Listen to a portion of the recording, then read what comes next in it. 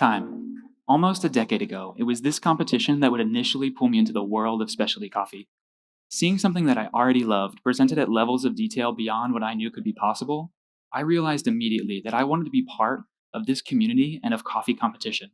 So I uprooted, I changed careers, and I moved across the country, all in pursuit of mentorship and training for this new goal, which would eventually lead me to some of the most important experiences and relationships in my life so far.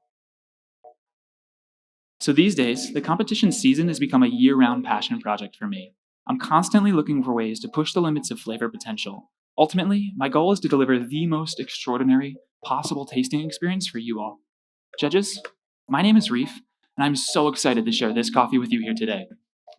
This coffee is a geisha variety, grown at 1,960 meters above sea level, produced by the renowned Diego Bermudez in El Paraiso, Colombia. Diego utilizes a processing experiment for this coffee in particular that he calls double fermentation thermal shock. Now, this starts with the coffee in whole cherry, in an aerobic environment in contact with oxygen.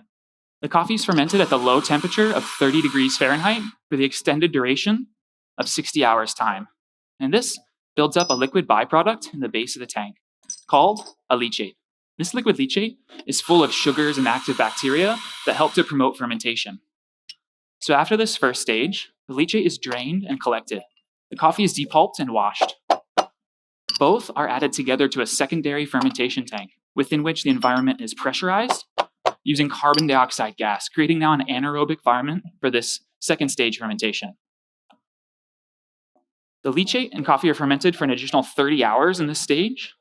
Afterwards, the coffee is removed and dried in a mechanical and circular drying system to 10% moisture content throughout, lending even roasting and even solubility for extraction. Now, I found the flavors that Diego has derived through his processing to be at their most balanced at just over a 2-to-1 ratio. So that's exactly what I'm pulling for your espresso course here today. 19 grams in the basket and 40 grams in the cup in just about 20 seconds. For drinking instructions when you receive your cup, please go ahead and evaluate the visuals, but hold off on tasting, as I'll come through to stir your coffees today using frozen spoons to bring it down to an ideal drinking temperature. And for notes to expect, you'll get an aroma up front of ripe peach on this coffee that will lead to a flavor of peach candy. And again, please hold off on tasting for now. Next, you'll get fresh guava. And the finish will be mildly drying and pleasantly lingering, like a black tea. Tactile will be silky, and you'll have medium weight on this coffee. When I remove your spoon, please go ahead and enjoy. And again, you're looking for ripe peach aroma leading to peach candy flavor, fresh guava, finish mildly drying and pleasantly lingering of black tea with silky texture and medium weight. Cheers. Enjoy. Cheers. Let's give it up for Reef's Espresso!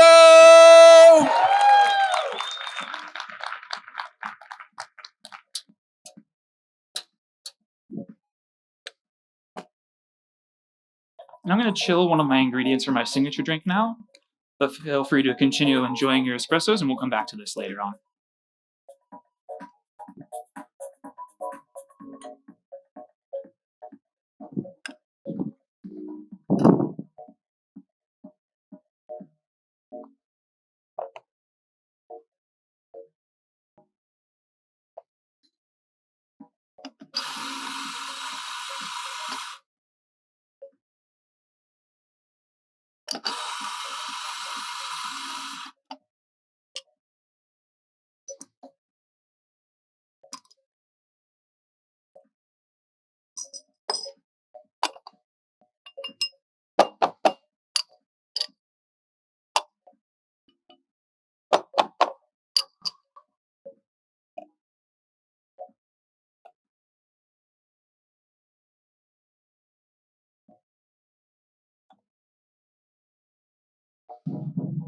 Okay, judges.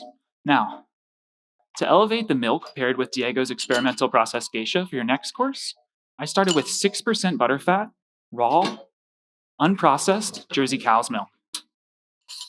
Now this milk starts out naturally high in butterfat, 6% to be exact.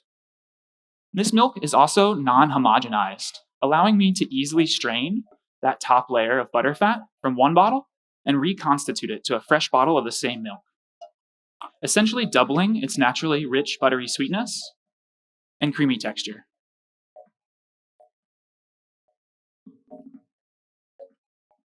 Now, raw milk is also unpasteurized. Typically processed pasteurized milks are pressurized and heated up to 300 degrees Fahrenheit, drastically increasing the shelf life, but also destroying nutrients, including sugars in the milk, resulting in diminished flavor. So, to extend the shelf life of my double cream Jersey cow's milk today, I've used a technique called ultra low temp pasteurization for this course, by gently heating the milk in a glass bowl up to 140 degrees Fahrenheit before flash chilling in an ice bath, bringing it down to 40 degrees again, locking in the natural sugar content and extending the shelf life of my milk long enough so that I'd be able to serve it to you here today. Now I'm using the same espresso extraction for this course, just over a 2-to-1 ratio, and I'm pairing that with 3 ounces of my double cream milk. For drinking instructions, when you receive your cup, please hold off on tasting, as I'm also going to come through and stir this course for you. This time, not to change the temperature, but to incorporate the crema with the milk, lowering the bitterness perceived in this course, and increasing the uniformity of flavor. Once I remove the spoon from your glass, go ahead and enjoy. And then I want you to look for a flavor profile, starting with white chocolate. That moves into vanilla cream wafer. You'll get buttered shortbread cookie, and then coconut cream to the finish. Again, this is that same espresso extraction, that 2-to-1 ratio, with 3 ounces of the double cream milk.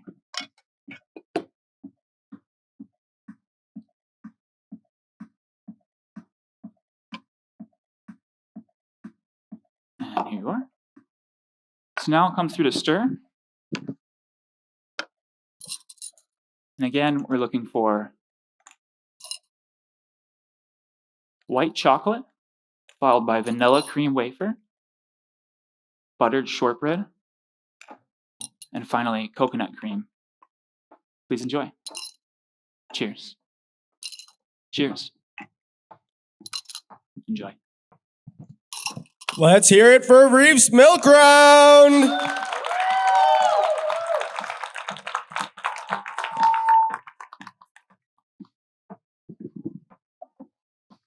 Excuse me.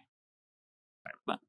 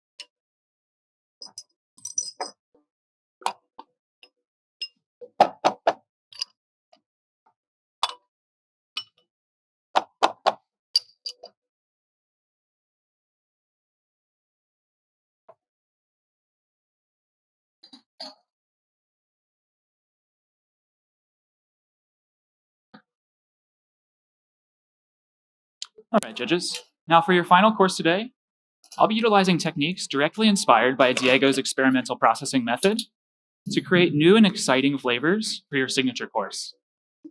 First, to represent the liquid leachate used in his processing, I strained yogurt made from the same dairy as the milk course, isolating the liquid whey protein within.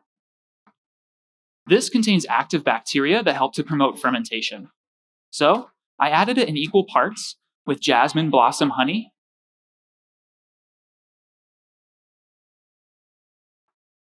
and crushed white grapes, allowing to ferment for 48 hours before adding tartaric acid to kill the bacteria, stopping the fermentation before it could develop any traces of alcohol. I'm adding 60 grams of this white grape leachate syrup into your signature course today. Next, I started my presentation by brewing a filtered coffee of the same geisha you're now familiar with. I sifted this coffee to remove grounds smaller than 500 microns in size and brewed at a 14:1 ratio to highlight acidity and enhance the texture. Now, sifting reveals a new floral aromatic that I'm using in this coffee that will come through as jasmine flower in this course. To represent the thermal shock stage of Diego's fermentation, I'll be flash chilling this ingredient using these rapid cooling pitchers. I'm already letting this chill after your second course here today. Using all 200 grams of this filtered coffee, flash chilling all 200 grams of this filtered coffee locks in that aromatic jasmine florality in your signature drink. And finally, representing the pressurized stage of Diego's fermentation, I'm pulling the same espresso you tried, but this time increasing the extraction. 19.2 in the basket and 45 grams in the cup. Increasing sweetness, but also diluting the texture. So to offset this change, I'm adding all of my ingredients into this pressurizing canister, and I'll be incorporating the pressure of nitrous gas.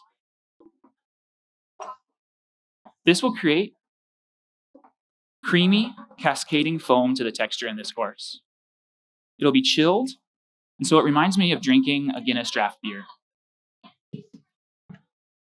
And for flavors, these ingredients come together to create true synergy of flavor greater than their individual parts. The white grape leachate used with Diego's coffee transitions that stone fruit note you experienced as peach into more of a strawberry candy flavor in my signature drink here today. And the aromatic florality revealed through sifting and flash chilling, the thermal shock filter, reveals a jasmine flower florality to the signature course. Those two notes will be met in your second sip with notes of fresh pineapple and lime sherbet. For drinking instructions, when you receive your glass, just go ahead and sip through the top layer of foam, getting into the base layer of the drink.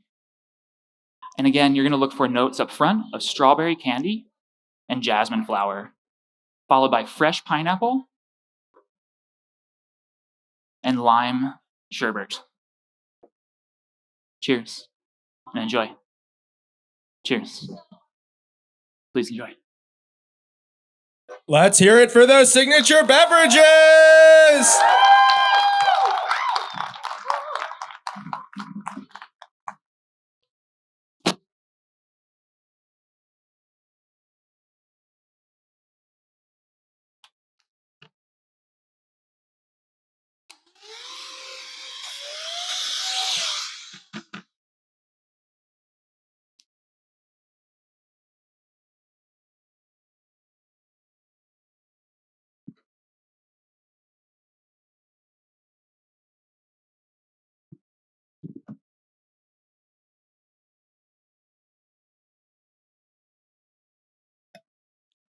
All right, judges.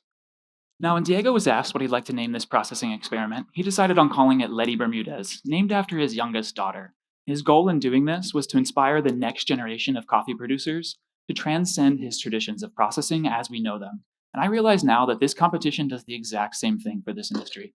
Today's competitors pushing our limits, inspiring the next generation of competitors to take the coffees we love to flavor potentials we never thought were possible. It's been an honor to be a part of this tradition and this community. Thank you all. Cheers and time. Let's give a big round of applause for Reef Bessette from the Coffee Movement! Thank you, thank you. Reef, if you want to come right over here. Hello. How you doing? I'm doing well. How are you doing? Good. I feel good. That was a great routine. I Thank you loved so much. hearing like the way you were using your milk especially, and Yeah. like what kind of like brought you to that thought of like kind of playing with that. Yeah, so I've used some raw milks in the past in coffee, and they're really, really good, but their flavor is like extremely distinct. So in the cafe, it's not necessarily like the most normal or expected flavor profile, but I think it works really well for competition because of that very obviously buttery, because of the butterfat content in raw milk. It's super buttery, so it worked really well for the flavor calls in this drink. Yeah. That's awesome to Thank hear. And I can see you have a great cheering section. Some Definitely. faces I recognize out there. So many good Anyone you people. want to thank? Oh, absolutely. I mean, everybody back home in the coffee movement, Mitchell here from the coffee movement. You guys have been awesome covering for me, helping me train and everything. My family's here, my mom. We've got St. Frank from San Francisco training in their space. Thank you guys so much. Everybody's here to support. So my partner, Meg, and her best friend, Rachel, just everybody. The list goes on. So thank you so much, everyone. Awesome. Let's give another big round of applause for Reef Bessette from the Coffee Movement. Thank you, guys.